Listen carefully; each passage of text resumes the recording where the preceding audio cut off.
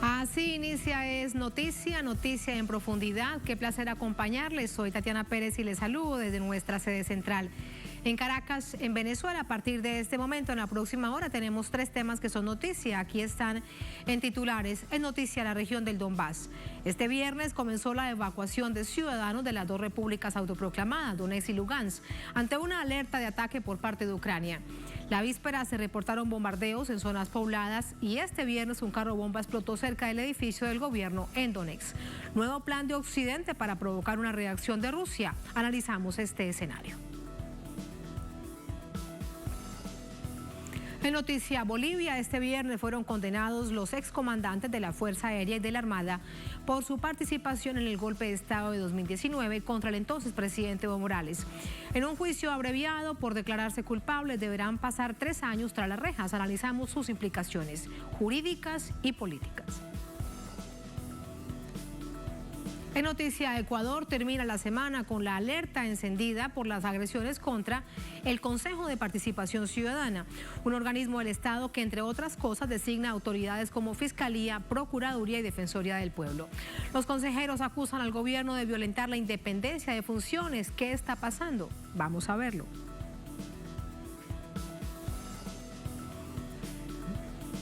En noticia, casi comienza. Bienvenidos, bienvenidas.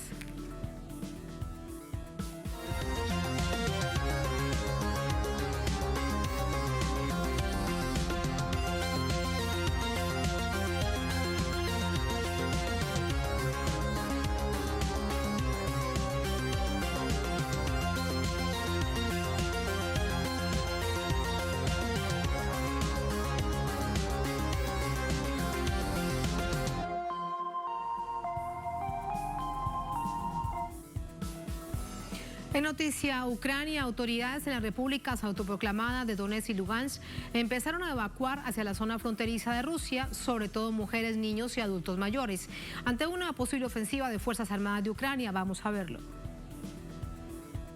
Este viernes inició la evacuación del Donbass.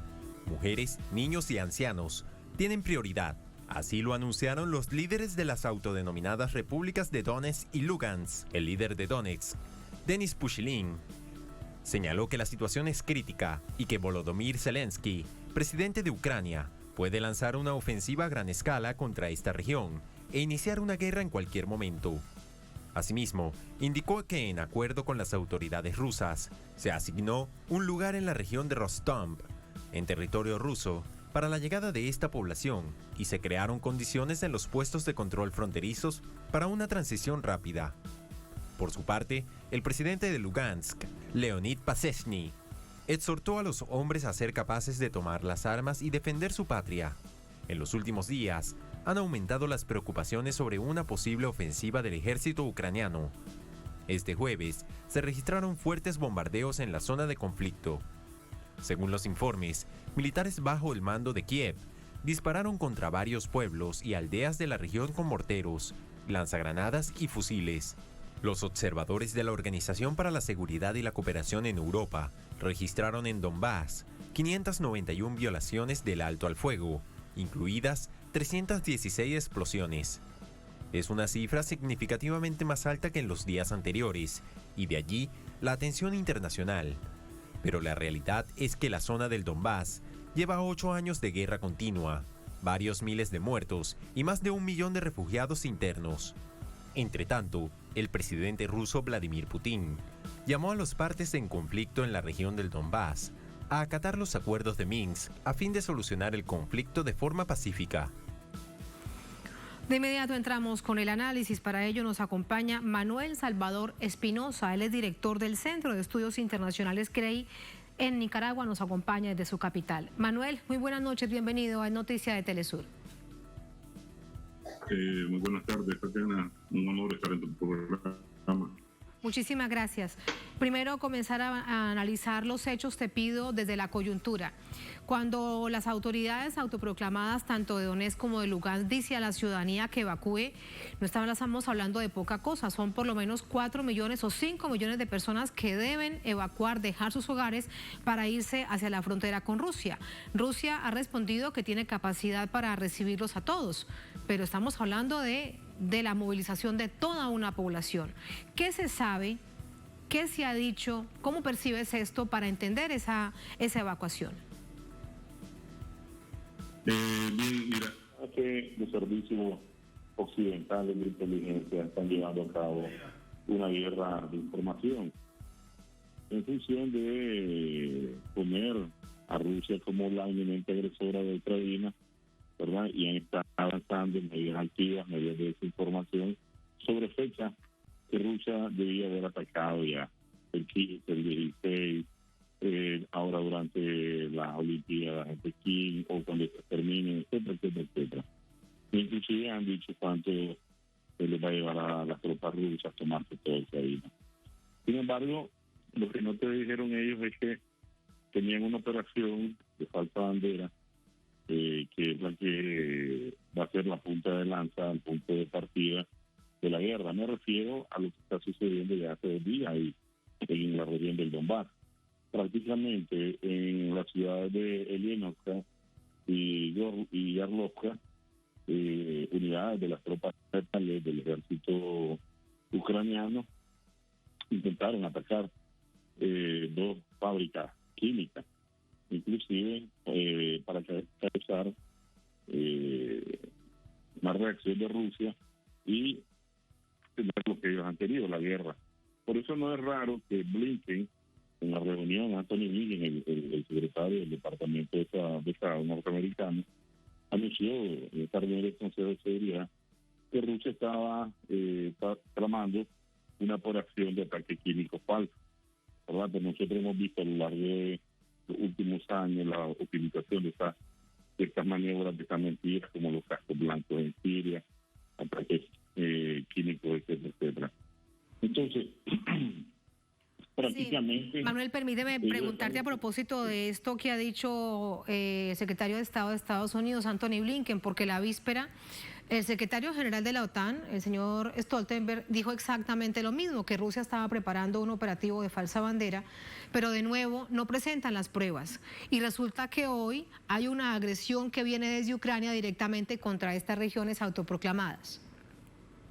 Claro, y no solo Stoltenberg, también lo escribió ahora el Washington Post, oficializando las intenciones de Rusia de un ataque químico de falsa bandera. Entonces lo que estamos viendo es, por todos los medios, ¿verdad?, en esta guerra de información, empujar a Ucrania, utilizarla como inicio de tablero de peón, empujarla a la guerra con Rusia, y esta que se niega a cumplir los acuerdos de Minsk ha decidido no iniciar las conversaciones con los líderes de Lugansk, ¿verdad?, y Donetsk, y lanzarse por la fuerza a la recuperación. Ellos saben que las tropas rusas que estaban cerca de la frontera han comenzado a terminar sus ejercicios militares, han comenzado a desplegarse al interno del territorio ruso, ¿verdad? Entonces encontraron ellos una posibilidad de atacar y tratar por la fuerza de recuperar el territorio total del Donbass. Como que si le fuera poco, ya los 15.000 muertos que llevan ellos en estos años de guerra que tienen. Sí, todo esto es un verdadero polvorín. Uno se pregunta, Manuel, ¿cuánto aguantará, cuánto soportará Rusia de provocaciones, de buscar, si no es un plan A con respecto a la estrategia? Veíamos, por ejemplo, como el pasado 15 de febrero, según el gobierno de Estados Unidos y medios occidentales, era el día en que Rusia invadiría Ucrania. Eso no sucedió, fue el invento. Rusia dice, esto es parte de la historia bélica occidental.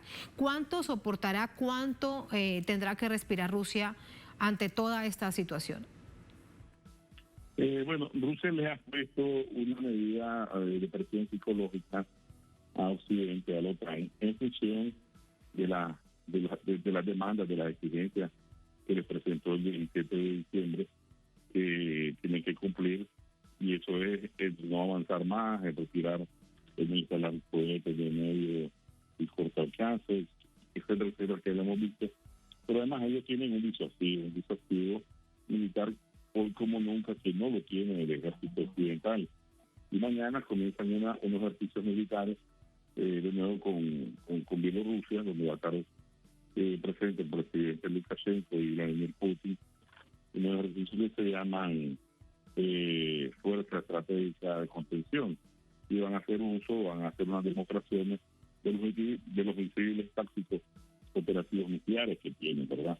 Entonces, Rusia tiene mucha paciencia, ha tenido mucha paciencia, ha estado instando a Zelensky a que cumpla con los acuerdos de Minsk, que el presidente de la Ucrania se niega, y como decía el canciller Sergei Lavrov, si depende de Rusia no habrá guerra, y la realidad es que no son los planes de Rusia de agredir a Ucrania, ¿verdad? De ninguna manera. Casualmente este año, hace 1140 años, las tropas rusas, hace 1140 años, las tropas rusas liberaron a Kiev. Kiev era una fortaleza del Principado mongol que quedaba ahí en la frontera, ¿verdad? Entonces, siempre ha sido parte del territorio ruso, ¿verdad? Y es impensable, pues, que Rusia vaya a actuar de esta manera, porque Rusia no es una potencia agresora. Manuel, cuando no vemos que no se han implementado los acuerdos de Minsk 2014, posteriormente un poco más avanzados y detallados en el año 2015, y ahora vemos este escenario, para entender por qué no se implementaron, ¿será que hay una acción de Ucrania, además como un operador del gobierno de Estados Unidos, parte de Naciones Europeas y de la OTAN, para volver sobre Crimea? No, es que el plan es mayor, la estrategia es mayor, no solamente Crimea, es avanzar como una rampa de agresión en la instalación de cohetes, de misiles de corto y mediano alcance, apuntando a Rusia, y que en poco tiempo, 3, 5, 7 minutos, estén alcanzando San Petersburgo, Moscú o Ekaterimburgo, ¿verdad? Y apostando pues siempre al golpe de sorpresa. Pero además de eso, está entre los planes de expansión de la OTAN, que ese es el centro de todo este problema. La expansión continua de la OTAN, después que ellos prometieron que no iban a avanzar ni una sola pulgada más tras la desaparición de la organización del Tratado del Pacto de Varsovia. Hoy tienen ellos una enorme posibilidad de crear ahí un conflicto, según los planes del Pentágono, de estancar a Rusia en una guerra propia, multicultural, causando un mayor desprestigio global a Rusia, ¿verdad? Y ellos salir como los libertadores y los pacificadores del mundo. Por eso, cuando vos miras el acuerdo de Minsk, se dice que la OTAN no puede facilitarle ningún tipo de armamento a Ucrania. Tampoco tiene que retirar a todos los asesores militares que están ahí. Y entonces, además de no integrar a Ucrania a la OTAN, yo mira que esto no está cumpliéndose. Pero el único acuerdo que ellos pudieran comenzar, que realmente Ucrania quiere reintegrar a estos territorios autoproclamados como el de Luhansk y Donetsk, debería ser sentarse con los líderes de esta república. Sin embargo, Zelensky ha dicho que no lo va a hacer. Entonces está optando por el uso de la fuerza, lo que encaja en los planes de agresión de la OTAN de un territorio eslavo más, como fue en su momento Serbia. Y en ese contexto, intentar cortar la salida de Rusia al Báltico. Así es, pero ya esos planes de la Guerra Fría creo que también fueron superados mucho antes de este periodo de la historia de la humanidad, y cuidado mucho antes con el zar Pedro el Grande, ¿verdad?, que abrió la ruta de Rusia hacia los mares. Entonces son planes ya, entre potencias, estos planes están fuera de lógica alguna. Son planes de suma cero, ¿verdad? Son planes de mutua aniquilación, y no conviene, pues simplemente. Por eso Rusia con armas superpoderosas que tiene ahora, que repito, no las tiene Occidente. Pero fíjese usted, Manuel, lo que dicen ahora la llamada Guerra Fría 2.0, donde de nuevo intenta desde la visión geopolítica Estados Unidos llevar a todo el planeta. Para todos y todas es absolutamente claro el poderío militar de Rusia. Sin embargo, lo siguen haciendo. Mire el escenario de hoy. Una verdadera situación dramática de miles de personas tener que dejar sus casas, sus hogares, su vida e irse a una frontera sin saber hasta cuándo por una inminente agresión, tal como fue denunciada por las autoridades locales en Lugansk y en Donetsk. Mira, en la Guerra Fría se dieron alrededor de 137 conflictos locales. Esta fue la estrategia a nivel global de la Guerra Fría: localizar el conflicto sin que las potencias llegaran al intercambio caliente, ¿verdad?, nuclear. Esta estrategia está vigente, por eso vos ves que los Estados Unidos se están reactivando en Siria, están ellos reactivando un segundo frente, le llaman ellos, a través de todo el Medio Oriente, y se llega hasta el Cáucaso, ¿verdad?, que siempre ha sido un polvorín en esta región. Tienen un tercer frente que lo están organizando, que es la parte del sur de China, con el nuevo tratado de AUKUS, y un cuarto frente que lo están reactivando también aquí en América Latina, ¿verdad?, del Caribe. Entonces, sí es correcto lo de la Guerra Fría 2.0 por la localización de los conflictos que ya están, y hay muchos conflictos todavía existentes en el planeta. Lamentablemente es así. Manuel, gracias por ese análisis. Muy buenas noches. Un placer, gracias. Muchas gracias. Así vamos a la primera pausa en esta emisión de Es Noticia. Al volver en Noticia Bolivia, este viernes fueron condenados los excomandantes de la Fuerza Aérea y de la Armada por su participación en el golpe de Estado de 2019 contra el entonces presidente Evo Morales. En un juicio abreviado, tras declararse culpables, deberán pasar 3 años tras las rejas. Analizamos las implicaciones jurídicas y políticas al volver en Es Noticia.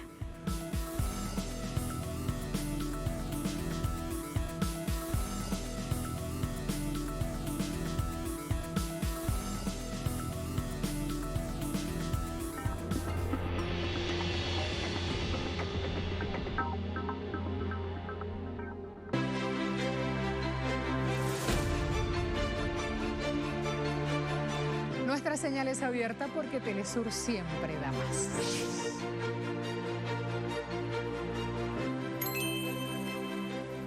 En un mundo que no se detiene, te brindamos un espacio para mantenerte al día. Toma un momento, respira y cuida de tu salud física y mental. Equilibra tu bienestar y guía tu cuerpo. Martes.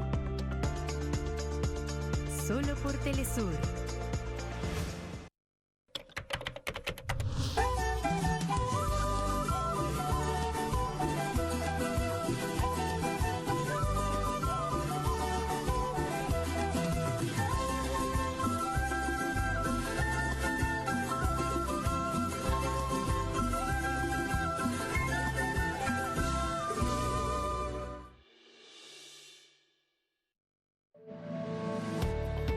Nos conectamos para compartir las noticias en vivo.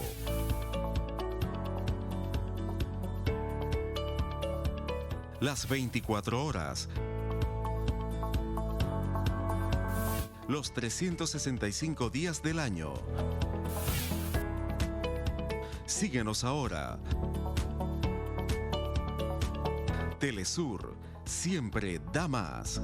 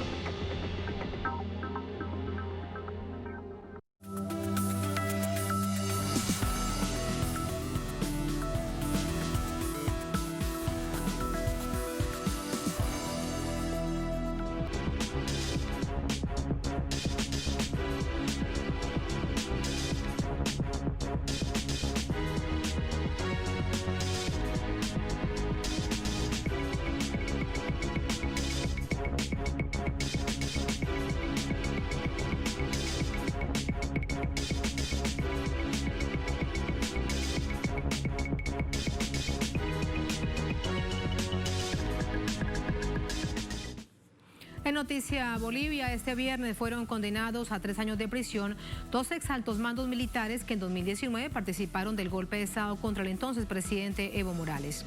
Se trata de Gonzalo Terceros, excomandante de la Fuerza Aérea, y Palmiro Jarjuri, excomandante de la Armada, condenados a 3 años de cárcel en un juicio abreviado por declararse culpables.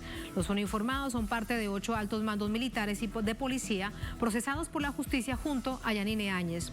Ambos generales fueron declarados culpables de incumplimiento de deberes, resoluciones contrarias a la Constitución y a la ley en complicidad.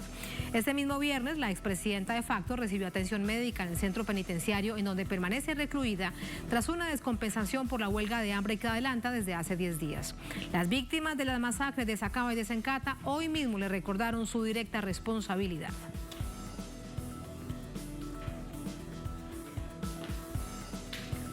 Más acerca de este panorama con nuestro corresponsal desde La Paz, Freddy Morales. Hola Freddy, muy buenas noches. Primero preguntarte acerca de cómo se recibe en el país y además si ha tenido suficiente difusión mediática este anuncio de la condena a los 2 ex altos mandos militares. Hola Tatiana, buenas noches. Saludos desde la ciudad de La Paz. A nivel de los medios de comunicación han tratado de minimizar esta sentencia contra 2 ex jefes militares que fungían como tales durante el golpe de Estado.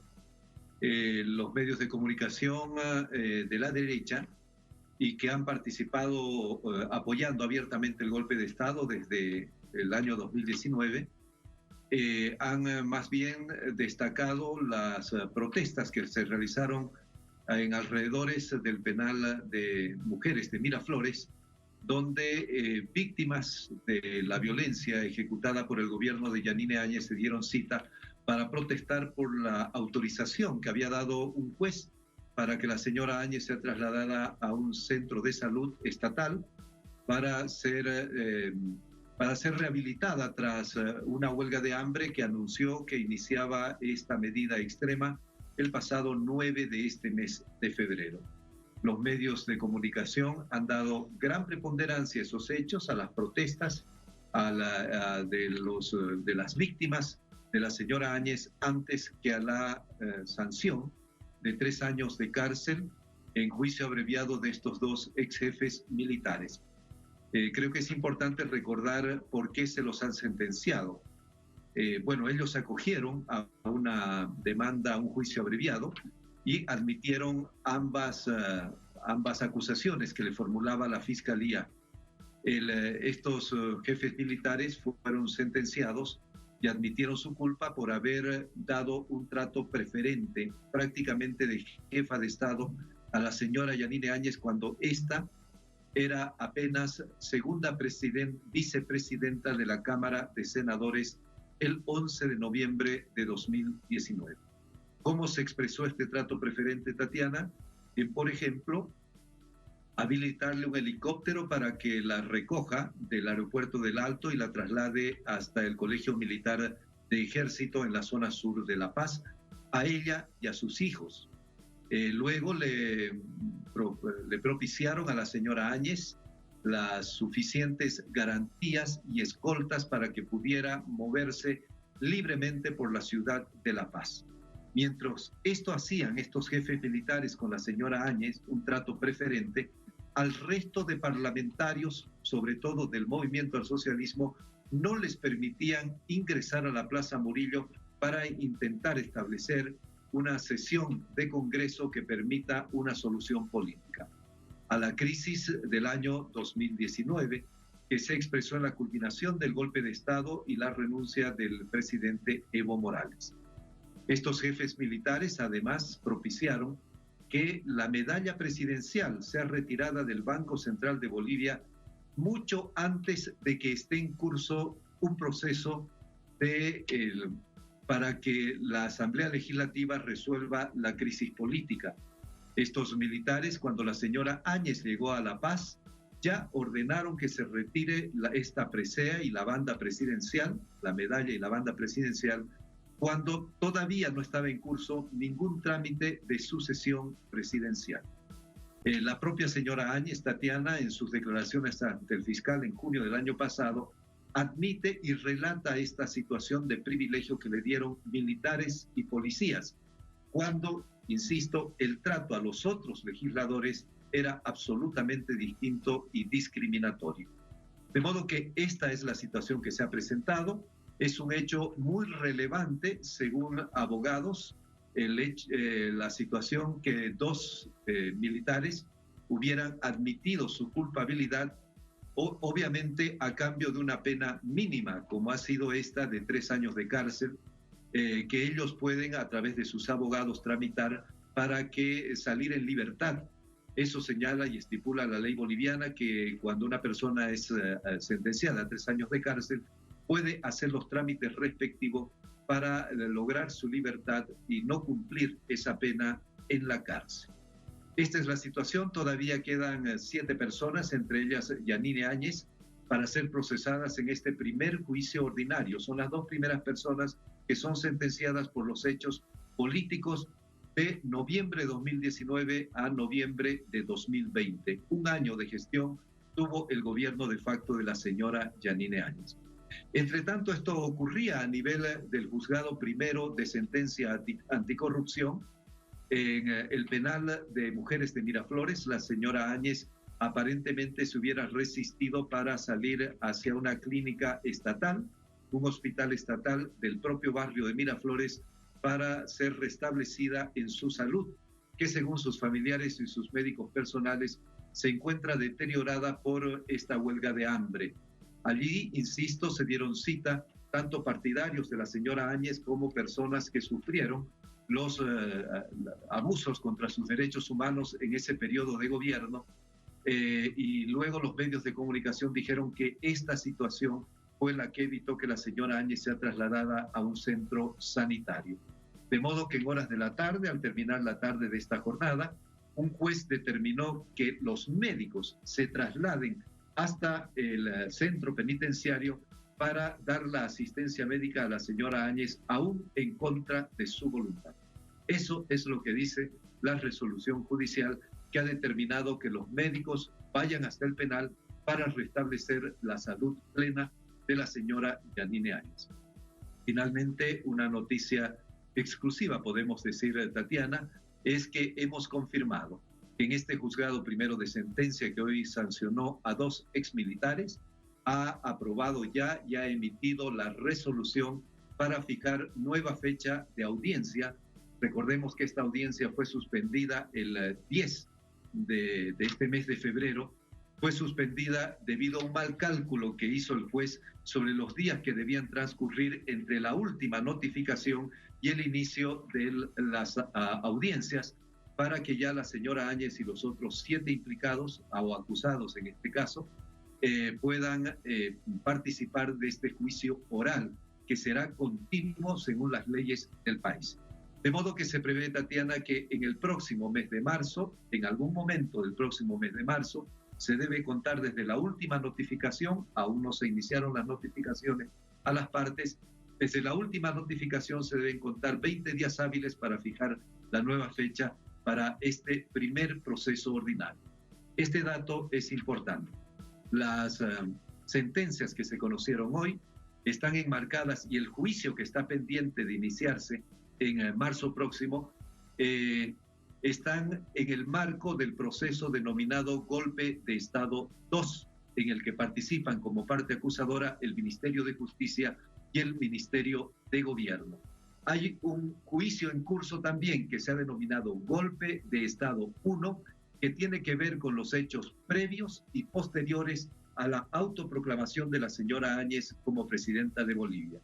Este caso que está en curso, el primero en que se sentencian a 2 personas y que en marzo podrá instalarse en sus audiencias orales, se denomina Golpe de Estado 2 y tiene que ver solamente con delitos que se hubieran cometido antes de que la señora Yanine Áñez se autoproclame presidenta de Bolivia en noviembre del año 2019. Tatiana.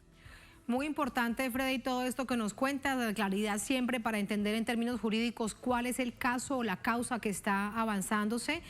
Y con respecto a los días, bueno, que cuenten bien para evitar nueva dilación del proceso. Que cuenten bien los días para que les dé justo en la fecha exacta donde deben iniciar los juicios. Gracias, Freddy. Muy buenas noches.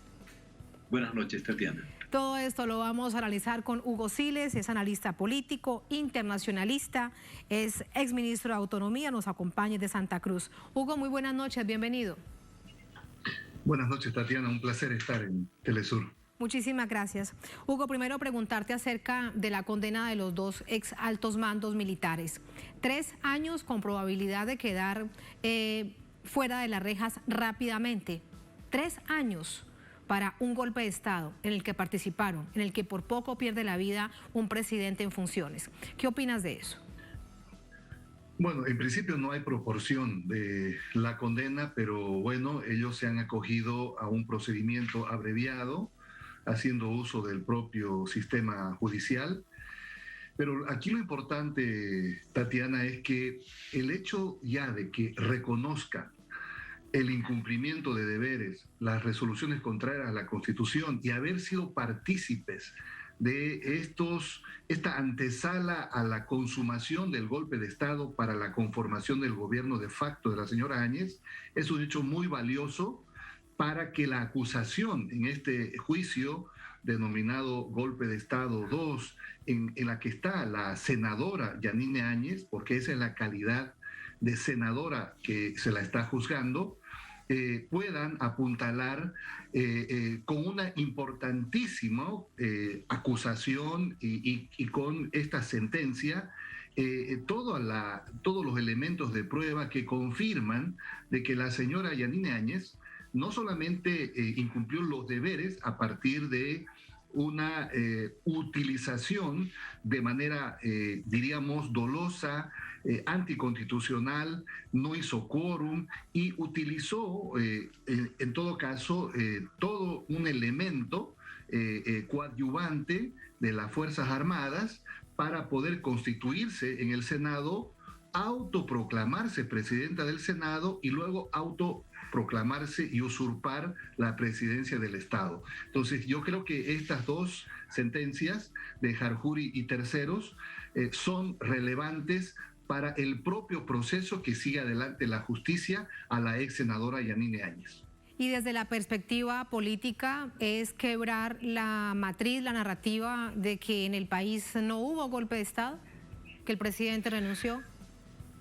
Bueno, este es un hecho ya que está inclinado en la balanza del razonamiento, diría yo, general, de que ha habido una interrupción, un golpe de Estado, toda vez de que los mismos actores que hoy todavía están en la línea política de la oposición han hecho relatos, han hecho confesiones, han establecido algunas precisiones y todo indica desde el punto de vista político que este es un hecho que definitivamente ya no tiene una narrativa adversa que en todo caso se interponga sobre la verdad histórica. Desde el punto de vista político, hay en todo caso razones suficientes como para ya establecer con precisión, con claridad meridiana, de que sí existió un golpe de Estado.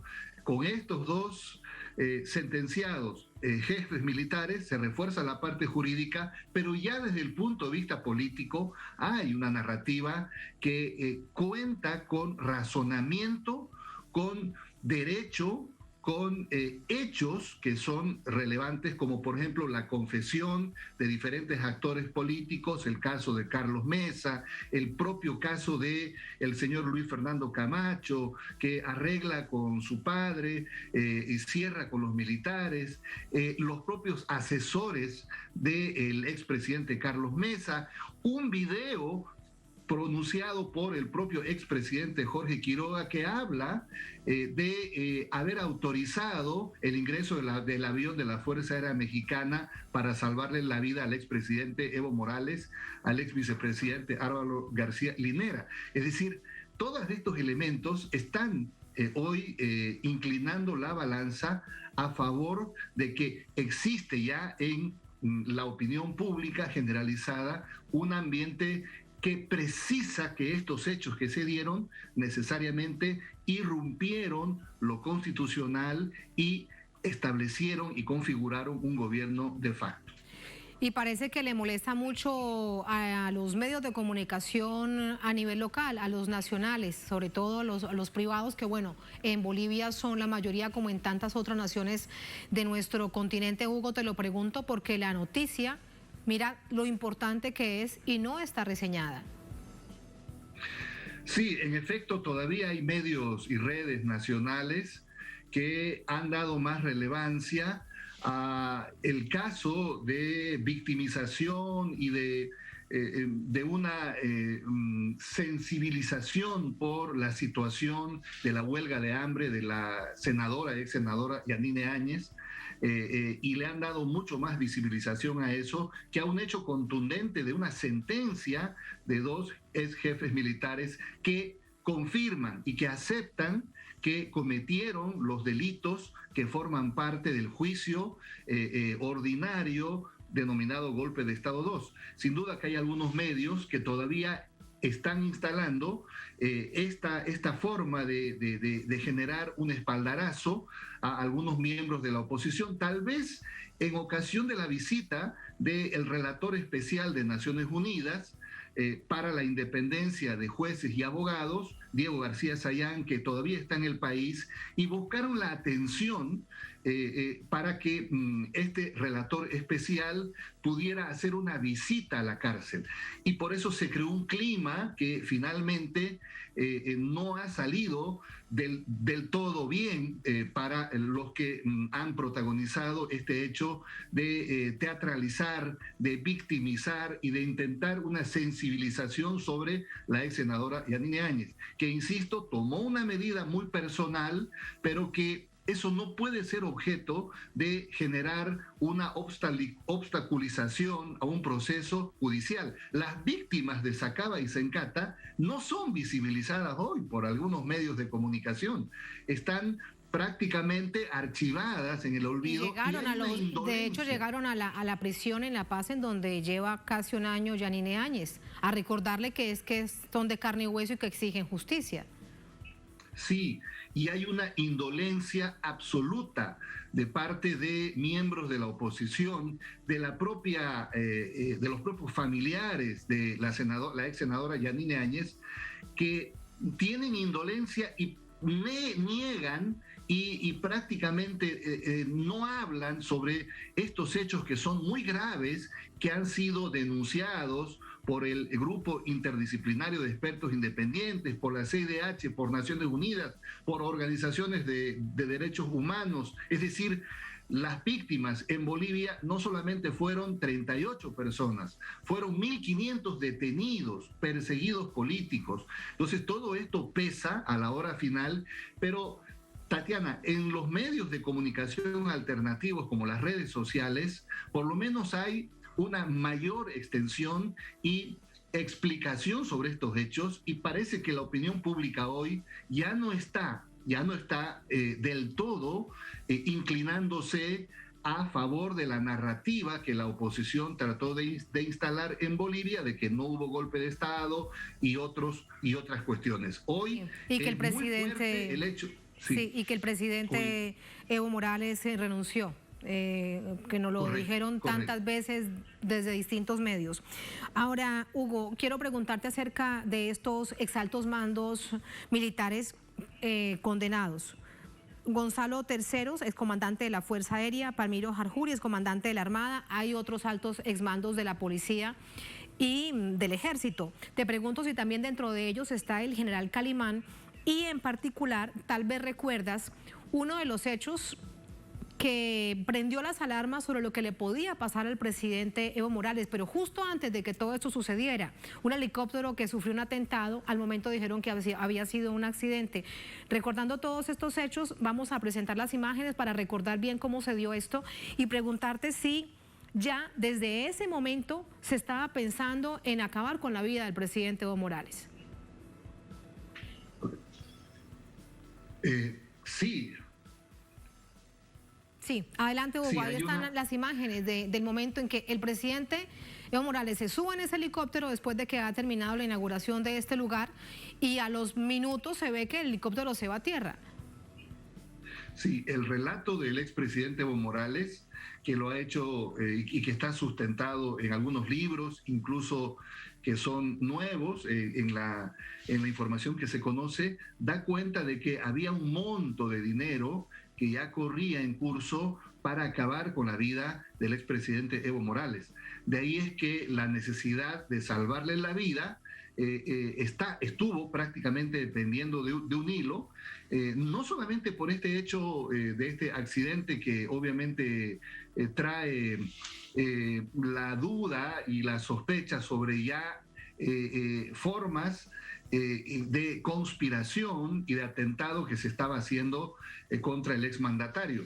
Recordemos que a partir del mes de septiembre del año 2019 se instala toda una azonada de la oposición política en Bolivia, con cabildos, con presiones, con una serie de movilizaciones, un paro de 21 días, y precisamente en ese marco ya se dan los amotinamientos de la policía, y lo que finalmente da es una lectura que hace el general Calimán, el comandante en jefe de las Fuerzas Armadas de Bolivia, pidiéndole y sugiriéndole la renuncia al presidente de Estado Evo Morales. Obviamente que esto es técnicamente y normativamente en derecho es un golpe de Estado, porque el comandante en jefe de las Fuerzas Armadas no podía deliberar y hacer uso de esa declaración, de ese pedido de renuncia. Es decir, desde ya los militares y los policías estaban girando en torno a los intereses propios de la oposición. De ahí es que el general Terceros y el comandante Jarjuri facilitan la llegada de Yanine Áñez, senadora que se encontraba en el Beni, un departamento que está alejado del centro, de la sede de gobierno de La Paz. Hacen uso de aviones oficiales de la Fuerza Aérea para traerla a La Paz, y obviamente ya hacen todas las diligencias para poderla acompañar en esta autoproclamación. Por lo tanto, sin duda que los militares y la policía jugó un rol clave en el golpe de Estado, no solamente atentando la vida del expresidente Evo Morales, sino que también facilitaron que se instale un gobierno de facto que luego hizo uso de la fuerza, de las masacres, de las ejecuciones sumarias en Sacabas, en Cata, en Pedregal y en otros lugares donde murieron 38 personas. Qué importante recordar esto como verdad histórica, pero también que se mantenga el hilo judicial.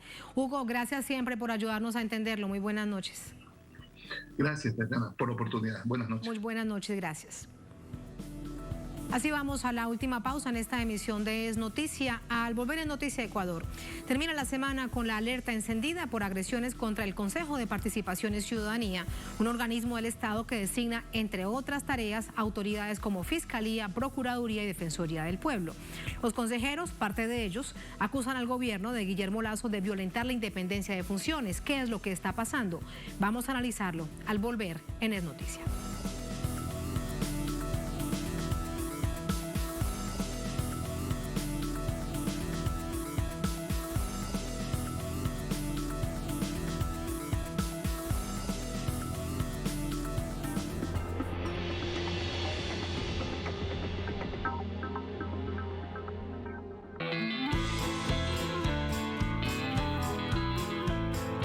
Queremos decirle que nosotros nacemos en distintas partes del mundo, pero a pesar de estas diferencias, todos tenemos una meta en común. نجتمع حول المبادئ الإنسانية فنحن أبناء عالم الجنوب وعن هذا العالم بالتحديد. عالم الجنوب نظام ده عالم مقاومة. Historia. Civilización. Hace falta que realmente nos sintamos hijos e hijas de una misma tierra. ينبغي أن نقوم بمراجعة نقدية من أجل أن ننتج فكرا جديدا وإبداعا جديدا.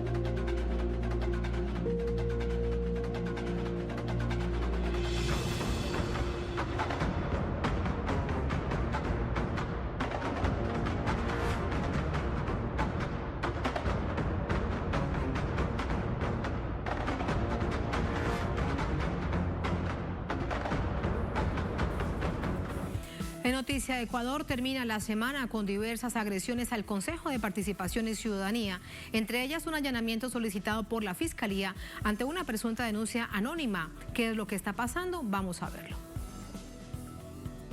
La jefa del Consejo de Participación Ciudadana y Control Social de Ecuador, Sofía Almeida, denunció el martes el allanamiento irregular de la sede del organismo por parte de las fuerzas de seguridad. Almeida indicó que la policía y agentes fiscales ingresaron a las oficinas del Departamento de Informática junto a empleados que apoyan al consejero Hernán Ulloa, con quien mantiene la pugna por la presidencia del organismo. El allanamiento fue transmitido por la cuenta de Facebook de la consejera Sofía Almeida, quien asegura ser la presidenta del organismo, en disputa con el consejero Ulloa, proclamado titular del Consejo por la mayoría de vocales. La consejera Almeida manifestó que los funcionarios policiales ingresaron al área informática con el apoyo de funcionarios que apoyan a Ulloa. En este momento están allanando las oficinas del Consejo de Participación Ciudadana y Control Social, el área de informática, y solamente han ingresado funcionarios que están apoyando al consejero Ulloa en este trámite de apoderarse del Consejo de Participación Ciudadana, y no han dejado ingresarme a mí como presidente del Consejo de Participación Ciudadana y ni siquiera respetando el cargo de consejera, para poder observar qué es lo que está pasando dentro del Consejo del área de informática del Consejo de Participación Ciudadana y Control Social, y poder verificar que todo esté en orden y no haya algo que esté en contra de esta administración. La jefa del CPCCS advirtió que el organismo es víctima de una campaña de desprestigio mediático y político por parte del gobierno ecuatoriano, con el objetivo de apoderarse del Consejo y nombrar funcionarios afines al presidente Lasso. La intervención al Consejo se dio horas después de que Hernán Ulloa envió el 15 de febrero un oficio al comandante de la Policía Nacional, en el cual solicitó el apoyo de un contingente de uniformados para ingresar a la entidad, ubicada en el centro de Quito. El pasado 9 de febrero, Almeida fue removida de su cargo por consejeros afines al presidente Guillermo Lasso, en una polémica acción que Sofía Almeida describió como injerencia de otras funciones del Estado en el CPCCS. Al conocer de su remoción, Almeida en un comunicado rechazó las injerencias externas y deploró que la policía haya apodado la ocupación por la fuerza de la sede del organismo. El Consejo de Participación Ciudadana y Control Social, que entre otras facultades designa las autoridades de los organismos de control, representa a una función independiente del Estado ecuatoriano. De inmediato vamos con el análisis. Para ello nos acompaña el doctor Rommel Jurado, defensor de derechos humanos, nos acompaña desde Quito. Doctor Jurado, muy buenas noches, bienvenido. Buenas noches, siempre un placer estar con usted y conversar con su audiencia. Muchísimas gracias. Doctor Jurado, primero preguntarle acerca de la ilegalidad del allanamiento que ha sido denunciado por las principales autoridades como consejero de Participación y Ciudadanía del CSS. ¿Qué es lo que está pasando? ¿A qué se debió ese allanamiento? A ver, hay que poner un poquito en contexto la situación para que la ciudadanía pueda entender lo que ha pasado. El Consejo de Participación Ciudadana y Control Social tiene entre sus atribuciones una que es nombrar a altas autoridades del Estado, como Contralor General del Estado, Fiscal General del Estado, Procurador General del Estado, los consejeros o los miembros del Consejo Nacional Electoral, hay otros altos autoridades como el Defensor del Pueblo o el Defensor Público. Y por eso esta función ha resultado muy incómoda para un gobierno que ha mostrado ser ya bastante autoritario y que de alguna manera intentaba controlar el nombramiento de estas altas autoridades. Como no logró hacerlo, decidió apoyar a un consejero que constituyó una mayoría dentro del Consejo de Participación Ciudadana y Control Social y darle apoyo policial para que sin convocatoria legítima, sin el secretario en funciones y sin norma legal que le ampare, pues se tome la presidencia del Consejo de Participación Ciudadana y Control Social. Este acto de injerencia con apoyo de la fuerza pública fue realizado el día 9 de febrero. Y luego la presidenta legítima, elegida, como dice la ley, para un periodo de 2 años, según el artículo 40 de la Ley del Consejo de Participación Ciudadana, hizo un acto de tratar de defender las instalaciones y la presidencia. Jurado, y esto, permítame, le pregunto esto para ir sumando distintos hechos. la actividad de los consejeros terminaría en 2023. Aún no ha terminado.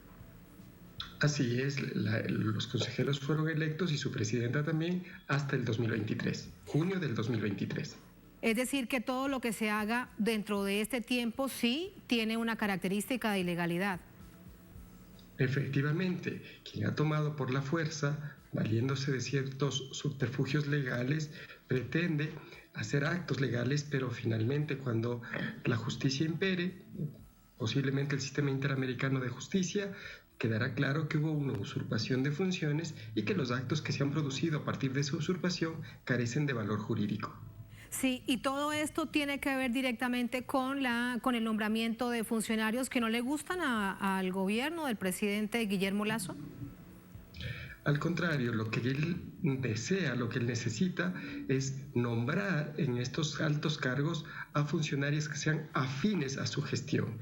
Los que están actualmente o los que están de salida ya, pues no le interesan mucho. Lo que le interesa es el control posterior de esos altos cargos y de esas altas autoridades. Claro, pero por eso es mi pregunta. ¿Hay ya, por ejemplo, una agenda, un grupo de personas que el presidente, que el Ejecutivo les haya hecho un guiño y el Consejo de Ciudadanía dijera que no?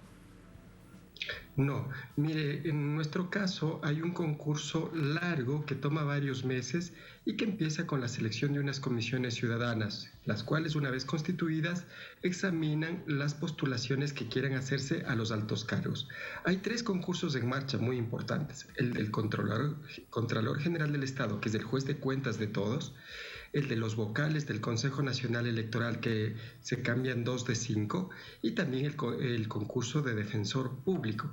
Estos 3 concursos que están en marcha, ayer mismo este consejo espurio desde mi perspectiva jurídica, pues ha modificado los reglamentos del concurso de Contralor para que pues se vayan adecuando las condiciones para elegir con arbitrariedad. El cambio sustancial consiste en que antes había una prueba objetiva que evaluaba los conocimientos de los postulantes y ahora esa prueba objetiva se ha reducido en puntaje y se ha creado una nueva prueba que con 20 puntos de forma muy discrecional pueden asignarse a cualquiera de los postulantes aunque sea un mal postulante. Y esto pues pone ya en duda la validez del concurso, pero también su legitimidad y su transparencia. Y pierde entonces la capacidad en funciones para lo que fue creado el Consejo de Ciudadanía. Pierde su capacidad en cuanto a funciones con esto que se le ha quitado, porque pareciera entonces que se toma una decisión de carácter político. Sí, y la institución como tal no pierde atribuciones legales, las atribuciones de la institución vienen de la Constitución. Lo que pierde es credibilidad este Consejo, que desde mi perspectiva, como he dicho, se ha armado espuriamente a partir de una mayoría que por la fuerza tomó la presidencia y por lo tanto los concursos y las decisiones pierden peso, valor jurídico, yo diría pierden todo valor jurídico. Sin embargo, no se trata de valor jurídico, sino de el valor político que respaldado en la fuerza de la policía y del Ejecutivo le están dando a esas decisiones. Por eso, actores institucionales como la propia Asamblea Nacional han considerado que estos actos de injerencia constituyen un acto de ruptura de la democracia e incluso han llegado a llamarles actos dictatoriales. De hecho, acusan al Ejecutivo de violentar la independencia de funciones, el debido proceso de la democracia de manera autoritaria y dictatorial. Por último, entonces, doctor Jurado, estamos de un golpe y de una pugna muy grave de un poder del Estado que es nada más y nada menos el Ejecutivo, el que lleva la cabeza del Estado contra otro poder del Estado. Sí, en la prensa se ha titulado esto como un golpe institucional, o al menos se ha analizado esta expresión, dándole la connotación de que una función del Estado, con uso de la fuerza y otros actos de injerencia como reconocimiento de ministros, se han inmiscuido en la función de transparencia y control social y se han tomado por asalto la capacidad de designar nuevas altas autoridades del Estado, sobre todo Contralor General. Y los concursos que vienen ahora, por lo tanto, están viciados de este acto de fuerza, de este acto dictatorial. Doctor Jurado, muchísimas gracias. Gracias por sus explicaciones. Muy buenas noches. Buenas noches. Muchas gracias. Gracias a ustedes por habernos acompañado. Ponemos punto final a esta emisión de noticias. Nos encontramos el próximo lunes. Sigan con nosotros. Muy buen fin de semana para todos y todas.